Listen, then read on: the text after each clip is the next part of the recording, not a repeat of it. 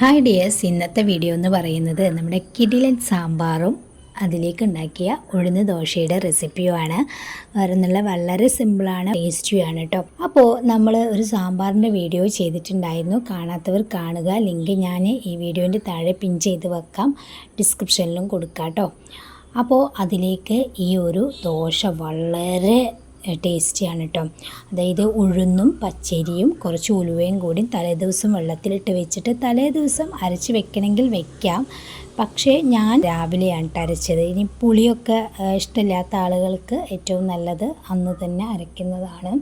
അപ്പോൾ അത് അരച്ച് അതിലേക്ക് കുറച്ച് ഉപ്പും കൂടി ചേർത്തിട്ട് നന്നായിട്ട് ഒന്ന് മിക്സ് ചെയ്തിട്ട് നമ്മളെ വെള്ളപ്പത്തിൻ്റെ ചട്ടി ഉണ്ടല്ലോ, അതിലാണ് ഞാൻ ഈ ദോശ ചുട്ടെടുക്കുന്നത്. ഇനി വേണമെങ്കിൽ നമുക്ക് മറ്റേ ദോശ ചുടുന്ന നമ്മളെ ചട്ടി ഉണ്ടല്ലോ, കല്ല് പോലത്തെ, അതിൽ വേണമെങ്കിലും ചുട്ടെടുക്കട്ടോ. മെഴുക്കൊക്കെ ആക്കിയിട്ട് വെളിച്ചെണ്ണ ഓയിലോ എന്തെങ്കിലുമൊക്കെ തേച്ചിട്ട് അതിലും ചുട്ടെടുക്കുക. ഇതിലാകുമ്പോൾ സിമ്പിളായിട്ട് നമുക്ക് ഇങ്ങനെ ഓയിലൊന്നും ഒഴിക്കാതെ തന്നെ നമുക്ക് ചുട്ടെടുക്കാനായിട്ട് പറ്റും. അപ്പോൾ അതാ നമ്മുടെ ദോശ നന്നായിട്ട് റെഡി ആയിട്ടുണ്ട്. പക്ഷെ അതിലാകുമ്പോൾ നമ്മൾ വെള്ളപ്പത്തിൻ്റെ ആ ഒരു സ്റ്റൈലായി മാറും കേട്ടോ. അപ്പോൾ നല്ല അടിപൊളിയായിട്ട് തന്നെ ദോശ കിട്ടിയിട്ടുണ്ട്. അപ്പോൾ ഇതുപോലെ എല്ലാവരും ഒന്ന് ട്രൈ ചെയ്യുക. വളരെ സിമ്പിളാണ്.